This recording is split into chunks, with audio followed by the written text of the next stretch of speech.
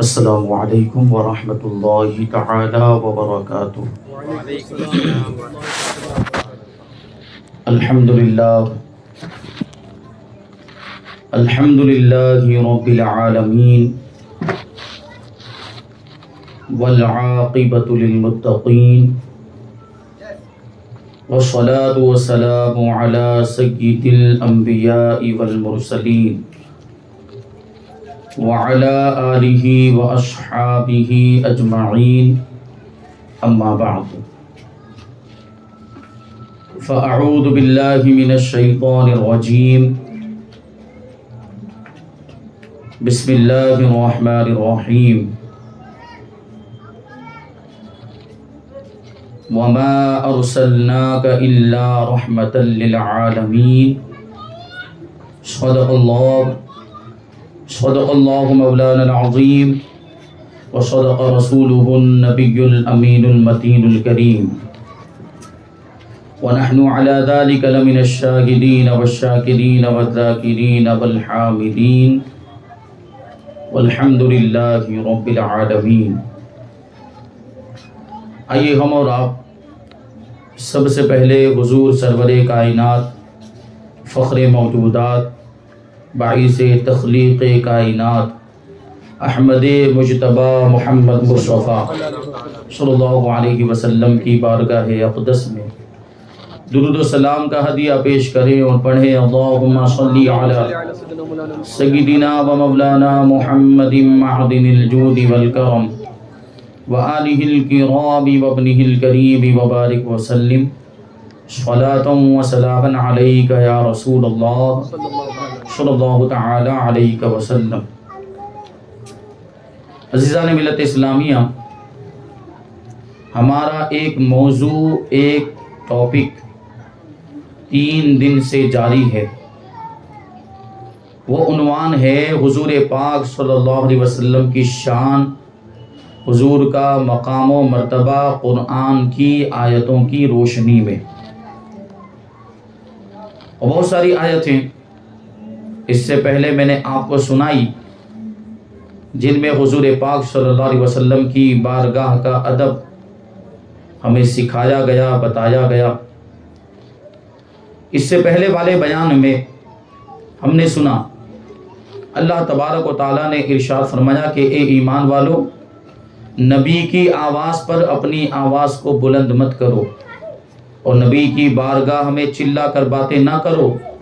کہ جیسے آپس میں ایک دوسرے سے چلا کر باتیں کیا کرتے ہو کہ کہیں تمہارے اعمال برباد ہو جائیں اور تمہیں اس کا شعور بھی نہ ہو۔ تو جب یہ آیت کریمہ نازل ہوئی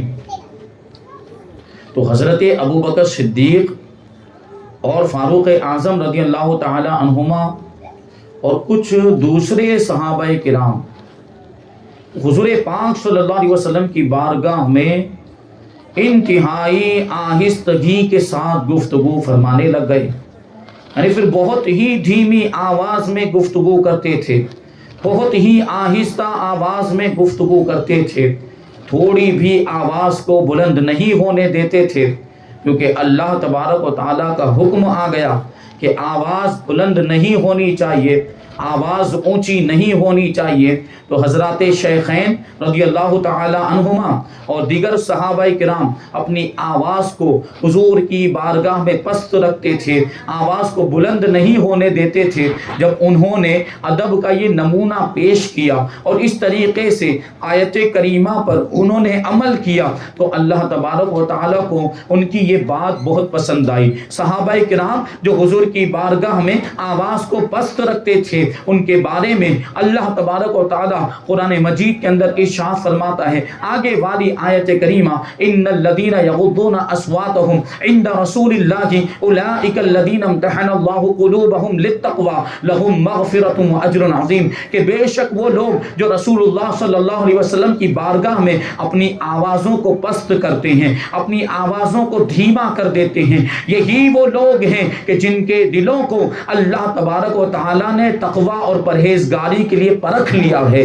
لہم مغفرۃ و اجر عظیم، اور انہی لوگوں کے لیے مغفرت بھی ہے اور بڑا اجر بھی ہے۔ تو یہاں پر غور کرنے کی ضرورت ہے کہ رسول پاک صلی اللہ علیہ وسلم کی بارگاہ کا ادب کیا اور حضور پاک صلی اللہ علیہ وسلم کی بارگاہ میں آواز کو پست کر دیا، اور حضور کا ادب کرتے ہوئے آواز کو بلند نہیں کرتے، تو ان کی شان یہ بیان کی جا رہی ہے کہ ایسے لوگوں کے دلوں کو اللہ تبارک و تعالیٰ نے تقوی اور پرہیزگاری کے لیے پرکھ لیا ہے، تقوی اور پرہیزگاری کے لیے آزما لیا ہے۔ مفسرین فرماتے ہیں، علماء کرام فرماتے ہیں کہ عبادتیں یہ بدن کا تقوی ہے، لیکن رسول پاک صلی اللہ علیہ وسلم کی بارگاہ کا ادب یہ دل کا تقوی ہے۔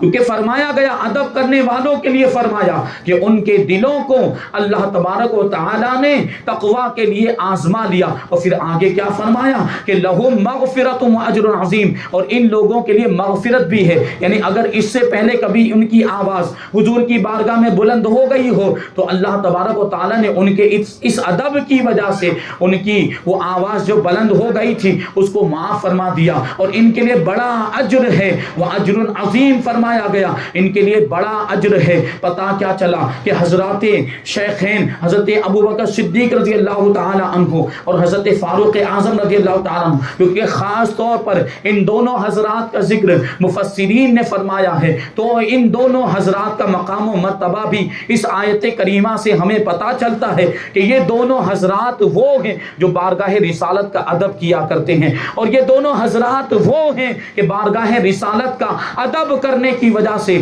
اللہ تبارک و تعالیٰ نے ان کو دلوں کا تقوی عطا فرمایا۔ آگے والی آیت کریمہ ہے ان الذین ینادونک من وراء الحجرات اکثرهم لا يعقلون ولو انهم صبروا حتى تخرج الیہم لکان خیرا لهم واللہ غفور رحیم، کہ بے شک وہ لوگ جو حجروں کے باہر سے، جو مکان کے باہر سے آپ کو پکارتے ہیں، ان میں سے اکثر بے عقل ہے، ان میں سے اکثر کو سمجھ نہیں ہے۔ اگر وہ صبر کرتے، اگر وہ انتظار کرتے یہاں تک کہ آپ خود ان کے پاس تشریف لے جاتے تو یہ ان کے لیے بہتر تھا، اور اللہ بخشنے والا مہربان ہے۔ اس آیت کریمہ کے پیچھے کے واقعہ یہ ہے کہ بنو تمیم کا ایک وفد، بنو تمیم کا ایک قافلہ، بنو تمیم کے کچھ لوگ اللہ کے رسول صلی اللہ علیہ وسلم کی بارگاہ میں حاضر ہوئے۔ دوپہر کا وقت تھا، اللہ کے رسول صلی اللہ علیہ وسلم قیلولہ فرما رہے تھے، یعنی دوپہر میں آرام فرما رہے تھے۔ تو یہ حضرات آئے، یہ بنو تمیم کے لوگ آئے، حضور پاک صلی اللہ علیہ وسلم کے حجرے کے باہر سے ہی حضور کو پکارنا شروع کر دیا، حضور کو آواز دینا شروع کر دیا، اور حضور کو بلانے لگ گئے، باہر ہی سے آواز دے کر حضور کو بلانے لگ گئے۔ حضور آرام کر رہے تھے تو ان کے پکارنے کی وجہ سے، آواز دینے کی وجہ سے حضور کے آرام میں خلل واقع ہو گیا، حضور کے آرام میں خلل واقع ہو گیا۔ اللہ تبارک و تعالیٰ کو ان کی یہ بات پسند نہیں آئی، کیونکہ یہ بارگاہ رسالت کے ادب کے خلاف تھا، یہ طریقہ جو تھا یہ بارگاہ رسول کے ادب کے خلاف تھا۔ اس لیے اللہ تبارک و تعالیٰ نے ارشاد فرما دیا کہ بے شک وہ لوگ جو حجروں کے باہر سے آپ کو پکارتے ہیں ان کو عقل نہیں، یعنی وہ بارگاہ رسالت کے ادب کو نہیں جانتے، بارگاہ رسالت میں کیسے حاضر ہونا چاہیے اس کا طریقہ ان کو نہیں معلوم، ان کو چلانا نہیں چاہیے تھا، ان کو آواز نہیں دینا چاہیے تھا، بلکہ کیا فرمایا گیا وَلَوْ أَنَّهُمْ صَبَرُوا، کہ اگر وہ صبر کرتے، اگر وہ انتظار کرتے یہاں تک کہ آپ خود ہی ان کے پاس تشریف لے جاتے تو یہ ان کے لیے بہتر تھا۔ یعنی صحیح طریقہ کیا تھا؟ صحیح طریقہ یہ تھا کہ وہ خود وہاں پہ حضور کے مکان پر پہنچنے کے بعد باہر انتظار کرتے، آواز نہ دیتے، کیونکہ آواز دینے کی وجہ سے تو آرام میں خلل واقع ہو گیا۔ تو ان کے لیے بہتر یہ تھا کہ وہ باہر کھڑے رہ کر انتظار کرتے یہاں تک کہ خود ہی آرام سے حضور فارغ ہو جاتے اور ان کے پاس تشریف لے جاتے۔ اللہ تعالیٰ فرماتا ہے کہ اگر ان لوگوں نے، ان سے جو یہ خطا ہو گئی، اگر ان لوگوں نے اس سے توبہ کر لی تو واللہ غفور الرحیم، اللہ بخشنے والا مہربان ہے، اللہ بخشنے والا مہربان ہے۔ بارگاہ رسالت کا ادب اس آیت کریمہ میں بتایا گیا۔ ایک اور آیت کریمہ، یہ آخری آیت کریمہ اس باب سے تعلق رکھنے والی اور بھی بہت ساری آیتیں ہیں، لیکن ابھی ساری آیتوں کو شامل کیا جائے تو کئی دن تک یہی ٹاپک چلتا رہے گا۔ ایک آیت کریمہ 22 پارے کے اندر اللہ تبارک و تعالی ارشاد فرماتا ہے یا ایھا الذین آمنوا لا تدخلوا بیوت النبی الا ان یؤذن لکم الی طعام غیر ناظرین انه ولكن اذا دعيتم فادخلوا واذا طعمتم فانتشروا ولا مستأنسین لحدیث ذالکم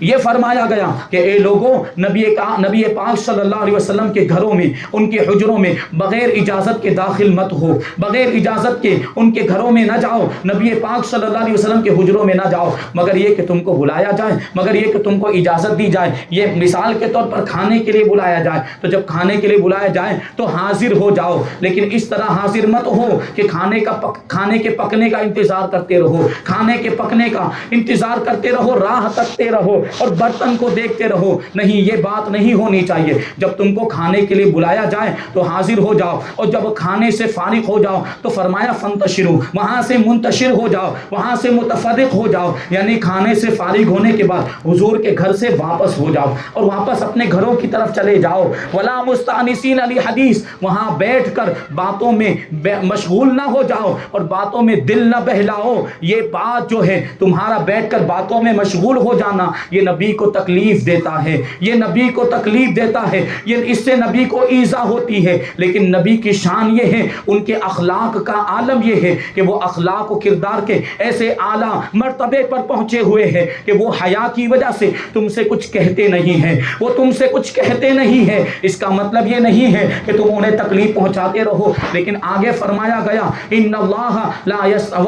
یستحیی عن الحق، لیکن اللہ تبارک و تعالی حق بیان فرمانے سے حیا نہیں کرتا، اللہ تبارک و تعالی حق بات بیان کرنے سے نہیں شرماتا۔ اللہ تبارک و تعالی نے اس آیت کریمہ میں ان کا جو طرز عمل تھا، انہوں نے جو طریقہ اپنایا تھا، اس کے بارے میں ارشاد فرمایا کہ تم جو یہ کرتے ہو یہ طریقہ درست نہیں، بارگاہ رسالت کے ادب کے خلاف ہے، ایسا نہیں کرنا چاہیے۔ ہوا یہ تھا کہ حضرت زینب بنت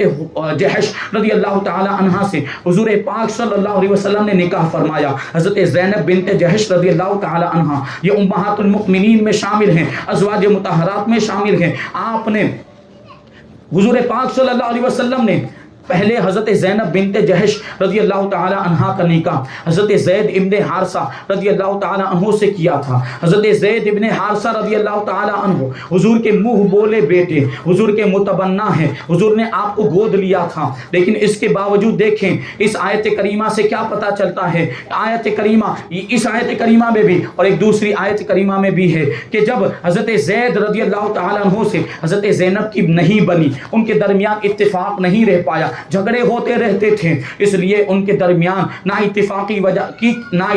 کی وجہ سے آخرکار طلاق ہو گئی۔ جب طلاق ہو گئی تو اللہ کے رسول صلی اللہ علیہ وسلم نے حضرت زینب بنت جحش رضی اللہ تعالی عنہا سے نکاح فرما دیا۔ غور کرنے کی بات ہے کہ حضرت زید ابن حارثہ رضی اللہ تعالی عنہ حضور کے متبنہ ہیں، حضور نے ان کو گود لیا ہے، حضور نے ان کو بیٹا بنایا ہے، اور بیٹے کی بیوی سے باپ کا نکاح نہیں ہو سکتا ہے، بیٹے کی بیوی سے باپ نکاح نہیں کر سکتا۔ لیکن یہاں پہ اللہ کے رسول صلی اللہ علیہ وسلم نے حضرت زید کے طلاق دینے کے بعد حضرت زینب سے نکاح کر لیا۔ اس سے پتہ چلتا ہے کہ حقیقی بیٹے کا حکم الگ ہے اور گود لیے ہوئے بیٹے کا حکم الگ ہے۔ جس بچے کو گود لیا جائے وہ حقیقی بچہ نہیں ہو جاتا۔ جس طرح نسبی بیٹے ہوتے ہیں، جس طرح نسبی اولاد ہوتی ہے، جس طرح خون کے رشتے کی اولاد ہوتی ہے، یہ گود لیے ہوئے بچوں کا وہ حکم نہیں ہے، اور سارے احکام میں وہ اجنبیوں کی طرح ہے۔ یہ بات ذہن میں رہنی چاہیے۔ آج کل یہ ماحول بن گیا کہ بچوں کو گود لے لیتے ہیں اور گود لینے والے پھر اپنے آپ کو اس بچے کا ماں باپ ظاہر کرتے ہیں، بلکہ کہیں پر لکھنا ہو، دستاویز بنانے ہو، ڈاکیومنٹ بنانے ہو تو ڈاکیومنٹ میں بھی بچے کے ماں باپ کی جگہ پہ وہی لوگ نام لکھتے ہیں، انہی لوگوں کا نام لکھوایا جاتا ہے جن لوگوں نے اس بچے کو گود لیا ہوا ہوتا ہے۔ حالانکہ یہ نسب بدلنا ہے، نسب بدلنے کی شریعت میں اجازت نہیں، نسب بدلنا جائز نہیں ہے۔ ماں باپ بچے کے جو ہیں وہ حقیقی ماں باپ، انہی ماں باپ کا نام لکھنا ضروری ہے۔ وہ اپنا نام نہیں لکھ سکتے، اگرچہ انہوں نے گود لے لیا، وہ پرورش کر سکتے ہیں، لیکن وہ ان کا حقیقی بیٹا نہیں ہو گیا، یا وہ ان کی حقیقی بیٹی نہیں ہو گئی۔ حقیقی بچے والا ان کا حکم نہیں، حقیقی اولاد والا ان کا حکم نہیں. یہاں تک فرمایا گیا کہ اگر کسی لڑکے کو گود لیا تو وہ لڑکا ابھی جب تک نابالغ ہے وہاں تک تو وہ اجنبی والے احکام نہیں ہوں گے، لیکن وہ جب بچہ بالغ ہو جائے گا تو پھر ماں سے جس نے گود لیا ہے پردہ کرنا لازم ہے، اور ماں کو اس سے پردہ کرنا لازم ہے کہ وہ دونوں ایک دوسرے کے لیے اجنبی ہیں. اسی طریقے سے اگر بچی کو گود لیا ہے اور بچی بالغ ہو گئی تو جس باپ نے گود لیا ہے، جو اپنے آپ کو باپ کہہ رہا ہے، وہ اس کے لیے اجنبی ہے. دونوں کا آپس میں ایک دوسرے سے پردہ کرنا لازم ہے. دونوں آپس میں ایک دوسرے کے لیے اجنبی ہیں جب تک کہ حرمت کا کوئی دوسرا رشتہ نہ ہو، دوسرا کوئی حرمت والا رشتہ نہ ہو. یہ آپس میں ایک دوسرے کے لیے اجنبی اور ایک دوسرے کے لیے غیر محرم ہے. یہ بات ذہن میں رہنی چاہیے. ہاں، سرپرست کے طور پر یہ دونوں اپنا نام اس بچے کے نام کے ساتھ لکھوانا چاہیں، گارجین کے طور پر اگر یہ اپنا نام لکھوانا چاہیں تو لکھوا سکتے ہیں، لیکن ماں باپ کے طور پر یہ دونوں اپنا نام نہیں لکھوا سکتے. ہاں، رضاعت والا رشتہ اگر قائم کر لیا، دودھ کا رشتہ اگر قائم کر لیا کہ وہ چھوٹا سا بچہ دودھ پینے کے زمانے میں 2 سال کے زمانے میں تھا اور اس عورت نے اس بچے کو دودھ پلا دیا تو اب وہ اس کی رضائی ماں ہو گئی اور اس کا شوہر اس بچے کا رضائی باپ ہو گیا. یعنی دودھ کے رشتے کی ماں اور دودھ کے رشتے کا باپ، اور یہ رشتہ بھی حرمت والا رشتہ ہوتا ہے. اب وہ دونوں اب چاہیں تو اس بچے کے نام کے ساتھ ماں باپ کے طور پر اپنا نام لکھوا سکتے ہیں کہ اب وہ اگرچہ حقیقی ماں باپ تو نہیں ہے لیکن رضائی ماں باپ بن گئے ہیں، اس لیے وہاں پر ان کے لیے اب نام لکھوانا جائز ہو جائے گا. لیکن اگر کوئی یہ رضاعت والا رشتہ بھی نہیں ہے تو ماں باپ کے نام کے طور پر وہ لوگ اپنا نام نہیں لکھوا سکتے. یہ سارے مسائل ایسے بڑے باریک مسائل ہیں، لوگ ان چیزوں پر توجہ نہیں دیتے، لوگ ان مسائل پر توجہ نہیں دیتے، بلکہ کوئی مسئلہ پوچھنے کے لیے بھی نہیں آتا. جب بچہ گود لے رہے ہوتے ہیں ان کو یہ فکر دامنگیر نہیں ہوتی کہ جا کر مفتی صاحب سے مسئلہ پوچھے کہ ہم بچے کو گود تو لے رہے ہیں، اس کے ضروری مسائل کیا ہیں، ہمیں کیا کرنا چاہیے کیا نہیں کرنا چاہیے. کوئی آ کر نہیں پوچھتا اور اس کو اپنا حقیقی بیٹا سمجھ لیتے یا اپنی حقیقی بیٹی سمجھ لیتے ہیں، جبکہ حکم وہ ہے جو میں نے ابھی بیان کیا. بہرحال آیت کریمہ سے بھی یہ بات ثابت ہوتی ہے کہ گود لیا ہوا بیٹا حقیقی بیٹا نہیں ہوتا. اسی وجہ سے حضور پاک صلی اللہ علیہ وسلم نے حضرت زینب سے نکاح کیا جن کا نکاح حضرت زید سے ہو چکا تھا. اور حضرت زینب رضی اللہ تعالی عنہ کی شان یہ ہے کہ اللہ تبارک و تعالی نے ان کے بارے میں ارشاد فرمایا زوجنا، کہا کہ زینب کا ہم نے آپ سے نکاح کروا دیا. اب حضور پاک صلی اللہ علیہ وسلم پر جب یہ آیت کریمہ نازل ہوئی،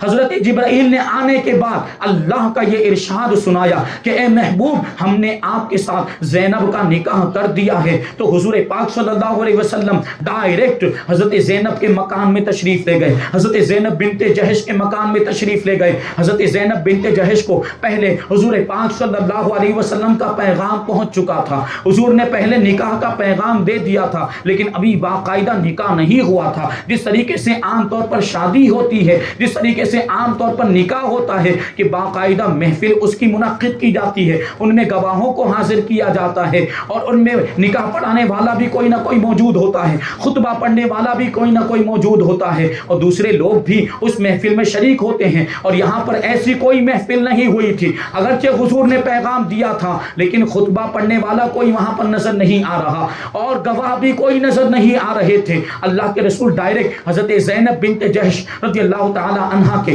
مکان میں پہنچ گئے. جب حضرت زینب نے دیکھا تو تعجب کرنے لگی اور کہنے لگی کہ ابھی ہمارا نکاح نہیں ہوا، آپ میرے مکان میں کیسے تشریف لے آئے؟ تو حضور پاک صلی اللہ علیہ وسلم نے ارشاد فرمایا کہ ہمارا نکاح ہو چکا ہے. حضرت زینب نے عرض کیا یا رسول اللہ خطبہ کس نے پڑھا اور گواہ کون تھے؟ مجھے تو اس بارے میں کوئی معلومات نہیں ہے کہ خطبہ پڑھنے والا کون تھا اور گواہی کس نے دی. تو اللہ کے رسول صلی اللہ علیہ وسلم نے ارشاد فرمایا کہ تمہارا میرے ساتھ نکاح کسی انسان نے نہیں کیا ہے بلکہ پروردگار عالم نے کیا ہے، اور تمہارا میرے ساتھ جب نکاح ہوا تو انسان گواہ نہیں تھے بلکہ فرشتے گواہ تھے. حضرت زینب بنت جہش رضی اللہ تعالی عنہ پوری زندگی اس بات پر فخر کیا کرتی تھی اور ازواج مطہرات کے درمیان یہ فخر کے طور پر بات بیان کرتی تھی. حضور کی دیگر مقدس بیویوں کے سامنے وہ یہ اپنی فضیلت بیان کرتی اور کہتی تھی کہ اللہ تبارک و تعالیٰ نے ایک فضیلت مجھے ایسی عطا فرمائی ہے جو تم میں سے کسی کو نہیں ملی. تمہارا نکاح انسانوں نے پڑھایا ہے, تمہارا نکاح انسانوں کی گواہی سے منعقد ہوا, لیکن میرا نکاح خود پروردگار عالم نے پڑھایا اور میرے نکاح میں گواہ انسان نہیں تھے بلکہ فرشتے تھے. یہ حضرت زینب بنت جہش رضی اللہ تعالی عنہا اور ان کی کیا فضیلت ہے. بڑی حدیثیں ان کی فضیلت میں آئی. ایک مرتبہ اللہ کے رسول صلی اللہ علیہ وسلم نے ازواج مطہرات کی موجودگی میں ارشاد فرمایا کہ میرے انتقال کے بعد, میری وفات کے بعد تم میں سب سے پہلے مجھ سے آ کر وہ ملے گی, یعنی میری وہ بیوی میرے بعد سب سے پہلے انتقال کرے گی جس کے ہاتھ سب سے زیادہ لمبے ہوں, جس کے ہاتھ سب سے زیادہ لمبے ہوں اس کا انتقال میرے بعد سب سے پہلے ہو جائے گا, وہ میرے بعد سب سے پہلے مجھ سے آ کر ملے گی. تو اب ازواج مطہرات نے کیا کیا, کیونکہ حضور نے کیا ارشاد فرمایا تھا کہ جس کے ہاتھ سب سے زیادہ لمبے ہوں گے وہ میرے بعد مجھ سے سب سے پہلے ملاقات کرے گی. تو ازواج مطہرات نے ایک لکڑی لی اور اس لکڑی کو لینے کے بعد اس لکڑی کے ذریعے سے ازواج مطہرات نے, حضور کی مقدس بیویوں نے اپنے اپنے ہاتھوں کو ناپنا شروع کر دیا. اب ناپنے لگی تو ناپتے ناپتے اس نتیجے پر پہنچی کہ حضرت سودا بنت زمعہ رضی اللہ تعالی عنہا کے ہاتھ یہ سب سے زیادہ لمبے تھے. تو انہوں نے یہ نتیجہ نکالا کہ حضرت سودا بنت زمعہ کا سب سے پہلے انتقال ہو جائے گا اور وہ حضور کے بعد سب سے پہلے حضور سے جا کر مل جائیں گے. تو یہ نتیجہ انہوں نے نکالا تھا. لیکن جب حضور پاک صلی اللہ علیہ وسلم کی وفات ہو گئی, حضور پاک صلی اللہ علیہ وسلم ظاہری طور پر دنیا سے تشریف لے گئے, تو حضرت سودا کا پہلے انتقال نہیں ہوا بلکہ حضرت زینب بنت جہش رضی اللہ تعالی عنہا کا سب سے پہلے انتقال ہوا. حضرت زینب بنت جہش رضی اللہ تعالی عنہا کا سب سے پہلے انتقال ہوا. تو اب لوگوں کو سمجھ میں آیا کہ وہ ہاتھ کے لمبا ہونے سے مراد کیا ہے. ہاتھ کے لمبا ہونے سے مراد یہ حقیقی طور پر ہاتھ کا لمبا ہونا مراد نہیں ہے بلکہ وہاں صدقہ اور خیرات کرنا مراد ہے. کہ حضرت زینب بنت جہش رضی اللہ تعالی عنہا یہ بہت زیادہ سخاوت کیا کرتی تھی, وہ صدقات و خیرات کیا کرتی تھی, اپنے ہاتھ سے وہ دستکاری کیا کرتی تھی, ہاتھ سے کچھ نہ کچھ بناتی تھی, کپڑے وغیرہ, اور اس کو بیچتی تھی اور جو کچھ بھی مال حاصل ہوتا, اس کی جو کچھ بھی قیمت حاصل ہوتی تھی وہ غریبوں میں تقسیم کر دیا کرتی, اس کے ذریعے سے وہ غریبوں کی مدد کیا کرتی تھی. اس لیے اللہ کے رسول نے ارشاد فرمایا کہ تم میں جس کا ہاتھ سب سے زیادہ لمبا ہے وہ میرے بعد مجھ سے سب سے پہلے آ کر ملے گی, اور وہ کوئی اور خاتون نہیں, وہ اور کوئی حضور کی مقدس بیوی نہیں بلکہ حضرت زینب بنت جہش رضی اللہ تعالی عنہا. سبحان اللہ, سبحان اللہ. تو یہ حضرت زینب بنت جہش, حضور پاک صلی اللہ علیہ وسلم کا جب حضرت زینب بنت جہش سے نکاح ہو گیا تو اس آیت کریمہ میں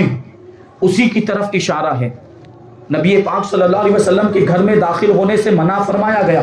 مگر جب کہ اجازت مل جائے تو داخل ہو سکتے ہیں. کھانے کے لیے بلایا گیا تو جائیں اور کھانا کھا لیں, اور کھانا کھانے سے فارغ ہونے کے بعد پھر منتشر ہو جائیں, پھر وہاں بیٹھے نہ رہیں, باتوں میں دل نہ بہلائیں, دیر تک وہاں پر گفتگو نہ کرتے رہیں. کیونکہ حضرت زینب بنت جہش رضی اللہ تعالی عنہا سے جب حضور کا نکاح ہوا تو حضور نے ولیمہ فرمایا, اور حضرت زینب بنت جہش رضی اللہ تعالی عنہا کے ولیمے میں حضور نے بہت بڑی دعوت کی, اور اتنی بڑی دعوت کی کہ اس سے پہلے کسی زوجہ محترمہ کے ولیمے میں حضور نے اتنی بڑی دعوت نہیں فرمائی تھی. سارے صحابہ کرام کو بلایا گیا, سارے صحابہ کرام کو دعوت دی گئی. اب صحابہ کرام جوق در جوق یکے بعد دیگرے اور جماعتوں کی شکل میں حضور پاک صلی اللہ علیہ وسلم کے مکان مبارک میں آنے لگے اور کھانا کھا کر کھانے سے فارغ ہو کر واپس جانے لگے. لیکن آخر میں 3 حضرات ایسے تھے جو کھانا کھانے کے باوجود, کھانا کھا کے فارغ ہونے کے باوجود حضور کے مکان مبارک میں بیٹھے رہ گئے, حضور کے گھر میں, حضور کے حجرہ مبارک کے اندر بیٹھے رہ گئے, اور بیٹھے بیٹھے باتوں میں مشغول ہو گئے اور بہت دیر تک باتیں کرتے رہے. اب ظاہر سی بات, شادی والا گھر ہے, دوسرے بہت سارے کام اور دوسری بہت ساری ضرورتیں ہیں, ان کے بیٹھے رہنے کی وجہ سے وہ سارے کام رکے ہوئے تھے. اب وہ ساری ضرورتیں پوری نہیں ہو رہی تھی, گھر کا کام بھی تو کرنا تھا, تو ان کے بیٹھے رہنے کی وجہ سے وہ سارے کاموں میں خلل واقع ہو رہا تھا. اللہ کے رسول صلی اللہ علیہ وسلم تھوڑی دیر تک بیٹھے انتظار کرتے رہے کہ ابھی یہ 3 حضرات اٹھ کر چلے جائیں گے تو گھر کے کام ہو جائیں گے، لیکن وہ تو بیٹھ کر باتیں ہی کرتے رہے، وہ باتوں میں دل بہلاتے رہے، وہ باتوں میں ہی مشغول رہے۔ آخرکار اللہ کے رسول صلی اللہ علیہ وسلم مجبور ہو کر اٹھے اور وہاں سے تشریف لے گئے، ازواج مطہرات کے حجروں میں تشریف لے گئے اور وہاں دورہ کیا۔ دورہ کرنے کے بعد واپس تشریف لائے۔ حضور یہ سوچ کر گئے تھے کہ میں دورہ کر کے آؤں گا تو ہو سکتا ہے کہ یہ لوگ واپس چلے گئے ہوں گے، لیکن جب حضور پاک صلی اللہ علیہ وسلم ازواج مطہرات کے حجروں سے دورہ کر کے واپس تشریف لائے تو کیا دیکھا؟ اب بھی وہ لوگ باتوں میں مشغول تھے، اب بھی وہ لوگ باتیں کر رہے تھے، اب بھی وہ بیٹھے ہوئے گفتگو کر رہے تھے۔ اللہ کے رسول صلی اللہ علیہ وسلم کے قلب مبارک کو یہ بات بڑی ناگوار گزری، لیکن حضور نے خود کچھ بھی ارشاد نہیں فرمایا۔ یہ حضور کے اخلاق ہیں، یہ حضور کا کردار ہے کہ اتنی بڑی بات ہو گئی لیکن کچھ بھی ارشاد نہیں فرمایا۔ حیا کی وجہ سے اور شرم کی وجہ سے حضور نے کچھ بھی ان کو نہیں کہا، لیکن حضور پاک صلی اللہ علیہ وسلم دوبارہ جب اٹھ کر حجرے میں تشریف لے گئے تو پھر ان کو سمجھ میں آئی بات کہ حضور پاک صلی اللہ علیہ وسلم ایک مرتبہ حجرے میں گئے، اب دوسری مرتبہ حضور پاک صلی اللہ علیہ وسلم کھڑے ہو گئے اور حجروں میں جا رہے ہیں، حجرے میں جانے کا ارادہ ہے۔ تو اب ان کو بات سمجھ میں آئی کہ شاید ہمارے بیٹھے رہنے کی وجہ سے حضور کو تکلیف ہو رہی ہے، تب یہ لوگ اٹھ کر وہاں سے تشریف لے گئے۔ تو اس پر یہ آیت کریمہ نازل ہوئی کہ جب حضور کے گھر میں داخل ہو تو پہلے تو اجازت لینی چاہیے، جب اجازت ملے تب ہی داخل ہونا چاہیے، اور کھانے وغیرہ کے لیے بلایا جائے تو کھانا کھانے سے فارغ ہونے کے بعد وہاں بیٹھے نہیں رہنا چاہیے بلکہ وہاں سے نکل جانا چاہیے، وہاں سے متفرق ہو جانا چاہیے۔ حضور اپنے اخلاق کی وجہ سے کچھ کہتے نہیں، لیکن اللہ تبارک و تعالی حق بات بیان کرنے سے حیا نہیں فرماتا ہے۔ یہ حضور کی بارگاہ کا ادب اللہ تبارک و تعالیٰ نے سکھایا، حضور کی بارگاہ کا ادب پروردگار عالم نے سکھایا کہ حضور کی بارگاہ میں کیسے حاضر ہونا ہے، حضور کی بارگاہ میں کیسے گفتگو کرنی ہے۔ اللہ تبارک و تعالیٰ 18ویں پارے کے اندر ارشاد فرماتا ہے لا تجعلوا دعاء الرسول بینکم کدعاء بعضکم بعضا، کہ رسول کو اس طرح نہ پکارو، رسول کے پکارنے کو آپس میں ایک دوسرے کے پکارنے کی طرح نہ بناؤ، یعنی جس طریقے سے تم آپس میں ایک دوسرے کو پکارا کرتے ہو اس طرح حضور پاک صلی اللہ علیہ وسلم کو نہ پکارو۔ اس کے 2 مطلب بیان کیے گئے، اس کا ایک مطلب تو یہ بیان کیا گیا کہ جس طریقے سے تم حضور پاک صلی اللہ علیہ وسلم کو حضور پاک آپس میں جس طریقے سے تم ایک دوسرے کو نام لے کر پکارا کرتے ہو، حضور کو اس طرح نام لے کر نہ پکارو، یعنی یا محمد کہہ کر نہ پکارو بلکہ حضور کے القاب سے حضور کو پکارو، یا رسول اللہ کے پر کہہ کر پکارو، یا حبیب اللہ کہہ کر پکارو، یا نبی اللہ کہہ کر پکارو، یا محمد کہہ کر پکارنے کی اجازت نہیں ہے۔ اور دوسرا مطلب یہ ہے کہ تمہارا آپس میں ایک دوسرے کو پکارنا حضور پاک صلی اللہ علیہ وسلم کا تم کو پکارنے کی طرح نہیں ہے، یعنی آپس میں اگر تم ایک دوسرے کو بلاؤ تو جواب دو یا نہ دو کوئی فرق نہیں پڑتا۔ اگر تم میں سے ایک نے دوسرے کو بلایا اور دوسرا حاضر نہیں ہوا تو اس میں کوئی حرج نہیں ہے، اور آپس کے معاملات ہو سکتے ہیں، اس کا دل دکھ سکتا ہے، بعد میں اس سے معافی مانگی جا سکتی، لیکن بات یہ ہے کہ جب حضور پاک صلی اللہ علیہ وسلم تم کو پکارے، جب حضور پاک صلی اللہ علیہ وسلم تم کو بلائیں تو پھر حاضر ہونا ضروری ہے، وہاں پہ موجود ہونا، حضور کی بات کا جواب دینا واجب ہے، حضور کی بات کا جواب دینا پکارا جس کو پکارا گیا ہے اس پر لازم اور ضروری ہے۔ تو یہ بات بیان کی گئی ہے اور اس میں بھی ادب سکھایا گیا کہ حضور کو کیسے پکارنا ہے، یا رسول اللہ کہہ کر پکارنا ہے، یا نبی اللہ کہہ کر پکارنا ہے، یا محمد کہہ کر نہیں پکارنا۔ ایک مرتبہ یہ روایتوں میں بات آئی کہ حضور پاک صلی اللہ علیہ وسلم بازار میں تشریف لے جا رہے تھے تو کسی نے پیچھے سے یا محمد کہہ کر پکارا، تو حضور پاک صلی اللہ علیہ وسلم نے سمجھا کہ مجھے کسی نے پکارا ہے، تو حضور نے مڑ کر دیکھا کہ کوئی مجھے بلا رہا ہے۔ جب حضور پاک صلی اللہ علیہ وسلم مڑے اور اس کی طرف متوجہ ہوئے، حضور پاک صلی اللہ علیہ وسلم نے پکارنے والے کی طرف جب توجہ کی تو وہ پکارنے والا کہتا ہے یا رسول اللہ میں نے آپ کو نہیں پکارا بلکہ میں نے تو دوسرے محمد کو پکارا، یعنی کسی دوسرے شخص کا نام بھی محمد تھا، میں نے اس کو بلایا ہے، آپ کو نہیں بلایا۔ تو دیکھیں یہ ظاہر سی بات ہے، یہ بارگاہ رسالت کے ادب کے خلاف ہے، یہ طریقہ نہیں اپنانا چاہیے۔ اگر یا رسول اللہ کہہ کر پکارا ہوتا یا نبی اللہ کہہ کر پکارا تو وہاں دوسرا تو کوئی اللہ کا رسول نہیں تھا، وہاں دوسرا تو کوئی اللہ کا نبی نہیں تھا، تو اس طرح پکارا جائے یہ بارگاہ رسالت کا ادب ہے۔ بارگاہ رسالت کا ادب یہی ہے کہ یا رسول اللہ کہہ کر پکارا جائے، حضور کے القاب کے ذریعے سے پکارا جائے. اسی لیے اللہ تعالیٰ نے قرآن مجید کے اندر ارشاد فرمایا لا تجعلوا دعاء الرسول بینکم کدعاء بعضکم بعضا, کہ تم رسول کے پکارنے کو آپس میں ایک دوسرے کے پکارنے کی طرح نہ بناؤ. نعرے تکبیر، اللہ اکبر، نعرے رسالت یا رسول اللہ، نعرے رسالت یا رسول اللہ. جشن عید میلاد النبی زندہ باد، جشن عید میلاد النبی زندہ باد. خلیفہ حضور اشرف الفقہا زندہ باد. یہ حضور پاک صلی اللہ علیہ وسلم کی شان اللہ تبارک و تعالی قرآن مجید کے اندر حضور کی بارگاہ کا ادب سکھاتا ہے. اب بات آ گئی تو ایک اور بات اس سے تعلق رکھنے والی بیان کر دوں. یا محمد کہنے کی اجازت نہیں, اور کہیں پر لکھنے کی ضرورت پیش آ جائے تو وہاں پر یا محمد بھی لکھنا نہیں چاہیے.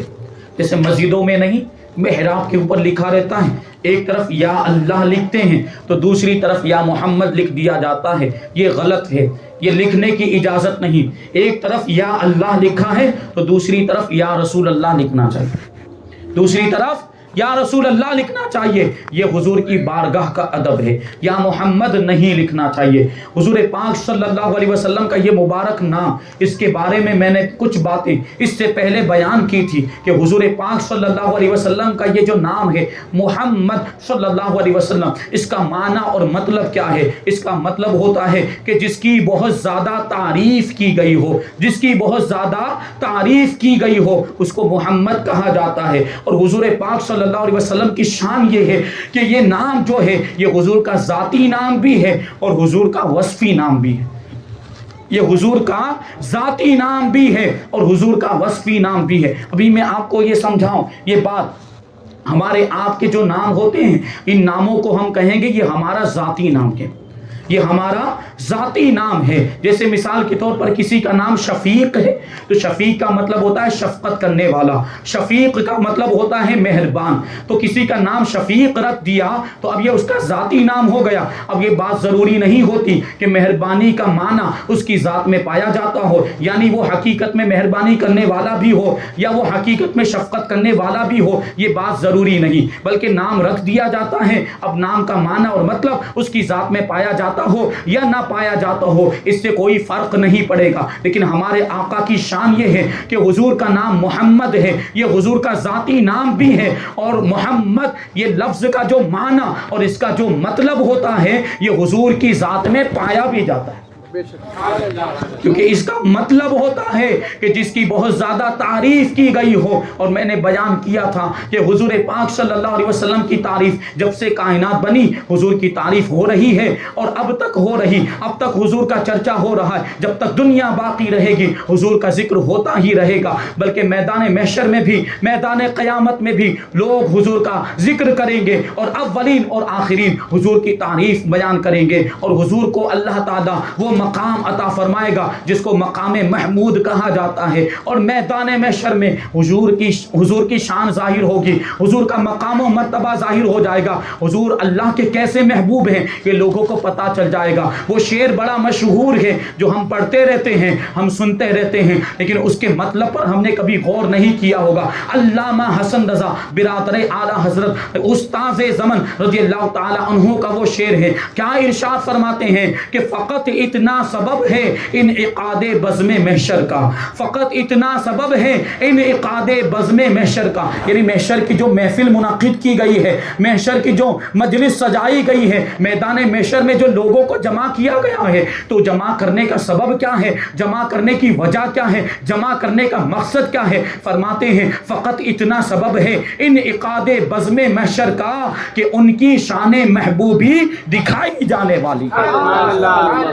کہ ان کی شان محبوبی دکھائی جانے والی ہے. بہرحال یا محمد نہیں کہنا چاہیے. بزرگوں کے کلام میں اگر کہیں یا محمد آیا ہے اور صحابہ کرام کے کلام میں کہیں یا محمد آیا تو اس کی تعویل کی جائے گی. وہاں پر ہم یہ مطلب نکالیں گے کہ انہوں نے وہ نام جو محمد ہے اس کا وصفی معنی مراد لیا ہوگا, یعنی حضور کی خوبی اور حضور کی جو صفت ہے وہ صفت مراد لی ہوگی کہ ہم اس کو پکار رہے ہیں جس کی بہت زیادہ تعریف کی گئی ہے, جس کی بہت زیادہ تعریف تعریف کی جاتی ہے تو بزرگوں کے کلام میں اگر یا محمد آئے گا تو اس کا یہ مطلب ہوگا اور اس کا یہ معنی ہم مراد لیں گے، لیکن عوام کو اس طریقے سے یا محمد کہنے کی اجازت نہیں ہے۔ وہ یا محمد کہہ کر حضور پاک صلی اللہ علیہ وسلم کو پکار نہیں سکتے، بلکہ ہمارے لیے آپ کے لیے لازم ہے کہ اگر حضور کو پکارنا ہو تو یا رسول اللہ کہہ کر پکاریں، اگر حضور کو پکارنا ہو تو یا حبیب اللہ کہہ کر پکاریں، حضور کو پکارنا ہو تو یا نبی اللہ کہہ کر پکاریں۔ یہی بارگاہ رسالت کا ادب ہے۔ اور حضور پاک صلی اللہ علیہ وسلم مقام و مرتبہ آپ کا اللہ کی بارگاہ میں کیسا ہے کہ اللہ تبارک و تعالیٰ ارشاد فرماتا ہے من یطع الرسول فقد اطاع اللہ، کہ جس نے رسول کی اطاعت کی اس نے اللہ کی اطاعت کی۔ سبحان اللہ، نعرہ تکبیر، نعرہ رسالت،